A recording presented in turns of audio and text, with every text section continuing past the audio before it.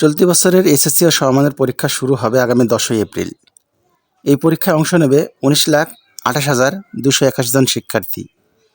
9টি শিক্ষা বোর্ডের অধীনে এসএসসি পরীক্ষার লিখিত বা তত্ত্বীয় অংশ শেষ হবে 13ই মে, আর মাদ্রাসা বোর্ডের অধীনে দাখিলের লিখিত পরীক্ষা শেষ হবে 15ই মে। এরপর 22শে মে পর্যন্ত চলবে ব্যবহারিক পরীক্ষা।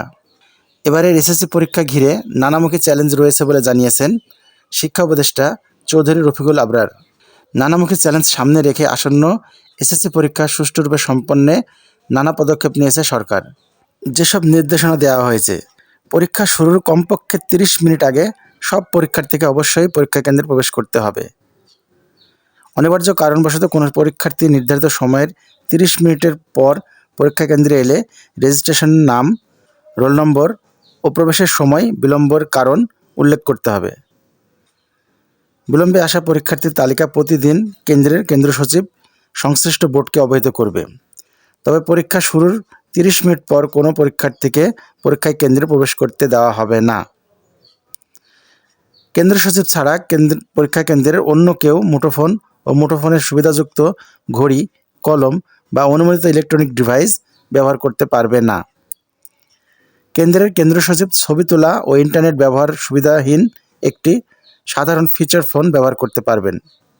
ট্রেজারি বা নিরাপত্তা হেফাজত থেকে প্রশ্নপত্র গ্রহণ ও পরিবহনের কাজে নিয়োজিত কর্মচারী কোনো মুঠোফোন ব্যবহার করতে পারবে না। প্রতিটি কেন্দ্রের জন্য একজন করে নির্বাহী ম্যাজিস্ট্রেট নিয়োগ দিতে হবে।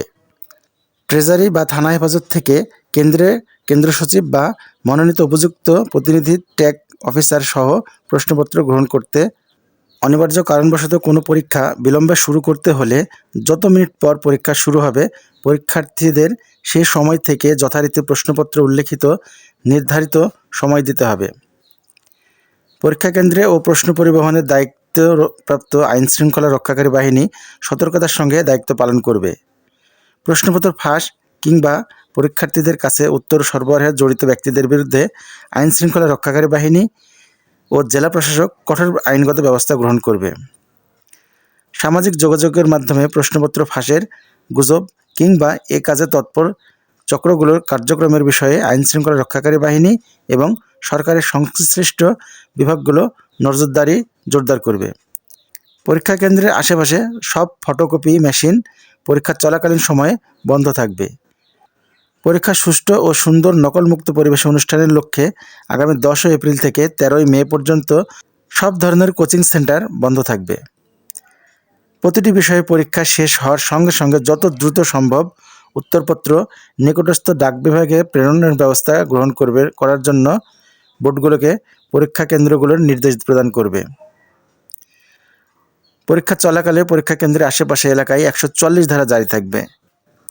পরীক্ষা সংক্রান্ত যাবতীয় তথ্য উপাত্ত গণমাধ্যম সহ অন্যান্য মাধ্যমে উপস্থাপনের জন্য দায়িত্বপ্রাপ্ত কর্মকর্তা হিসেবে সভাপতি, আন্তঃশিক্ষা বোর্ড সমন্বয় কমিটি ও চেয়ারম্যান, মাধ্যমিক উচ্চ মাধ্যমিক শিক্ষা বোর্ড ঢাকা দায়িত্ব পালন করবে।